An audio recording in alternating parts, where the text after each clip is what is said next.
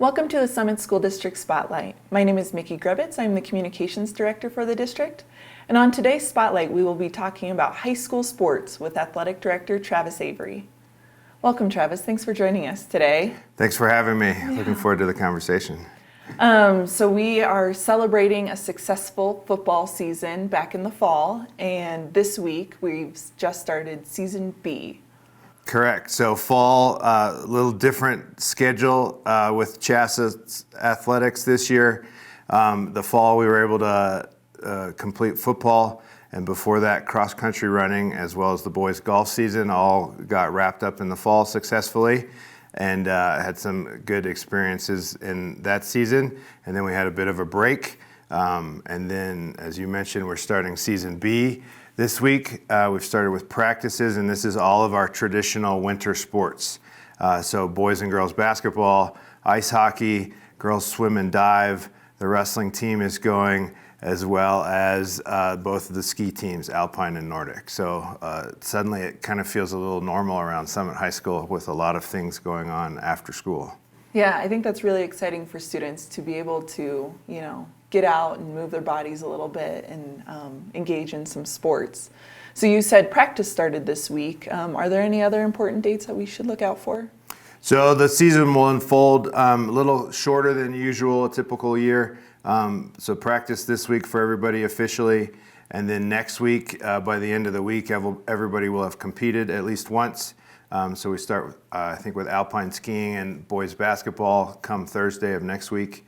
I think that's the 28th, and then everybody else gets a competition in by the end of the weekend, and we'll kind of roll from there. And a lot of teams will be playing 2 or 3 times a week through.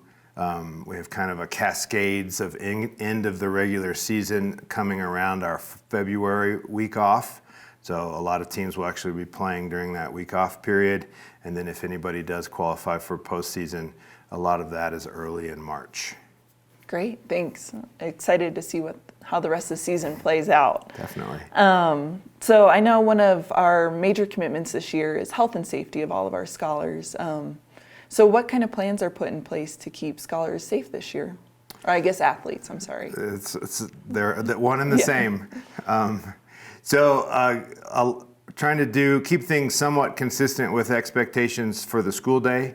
So it's not a wholly different set of guidelines when kids come after school, but we are under and subject to slightly different guidance than the school day. CDE, the Colorado Department of Education, and CDPHE and the state manage the school day, and we are more directly under CDPHE and CHASA, working to create variances for each sport that'll kind of manage our operations. But in short, when kids arrive for practice or games or to travel to away games, we're doing a health screening, including a temperature check, and the questions that I think have become common for everybody traveling places in the public around potential symptomatic things and contact with COVID positive individuals, and are you in quarantine, or have you been notified you've been in quarantine, and things like that. So screening process.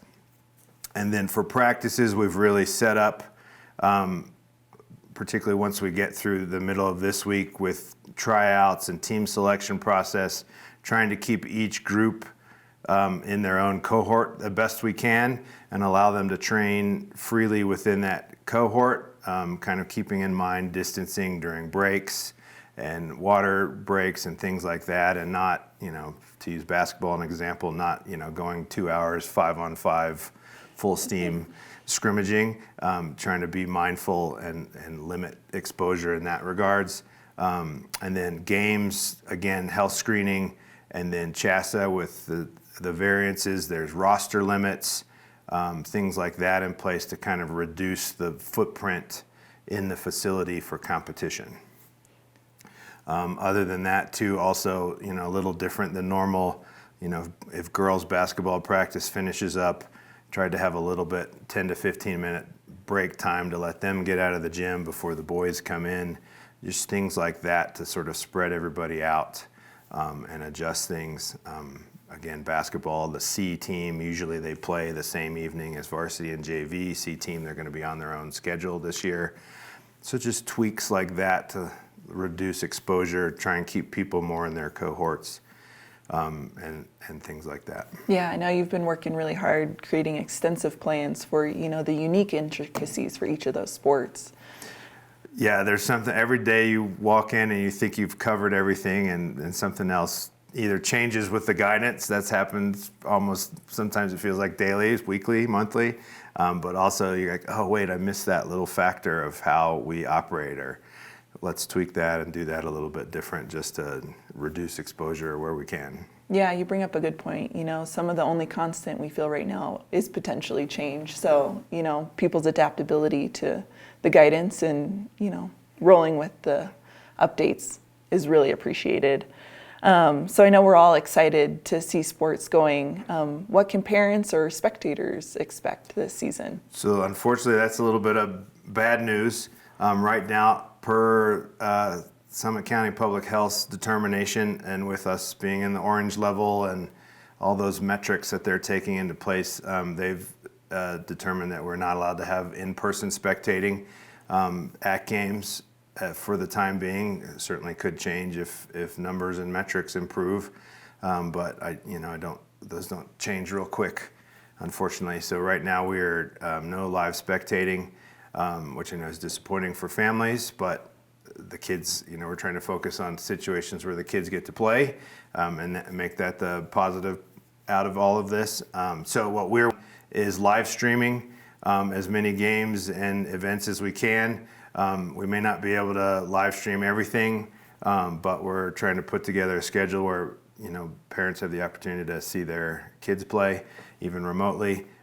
We were fairly successful with that during football season, and had help from some community partners, and so it's kind of comes in many different ways.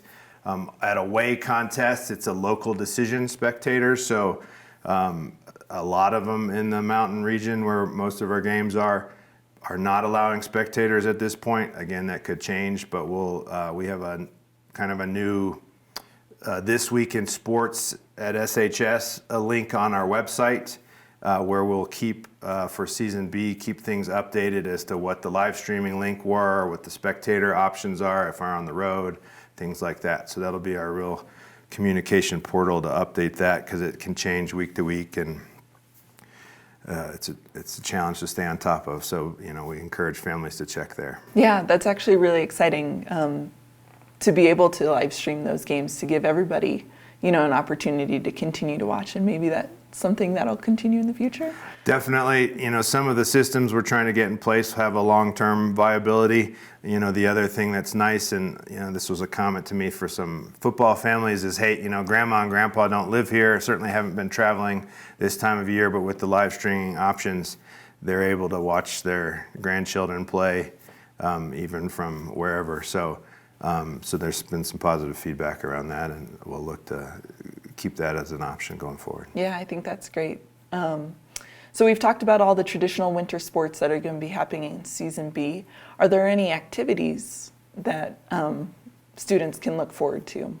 Sure, a couple things coming up, and activities unfortunately have been a little kind of lessened. A lot of things we're able only to do over a virtual platform like Zoom or Google Meets, and a lot of students, I think, and teachers and staff who run these had their fill of the virtual environment at this point. So, our offerings are a little limited, but a couple things coming up.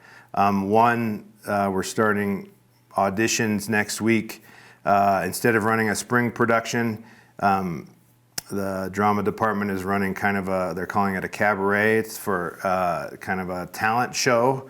And that's not a great label, but sort of a variety show offering. So students are able to audition for that in the next week, and they'll put that together and film those acts who get selected. And so we'll have a virtual cabaret show similar to the filmed fall production we did, which is still up if anybody would like to check that out from last fall.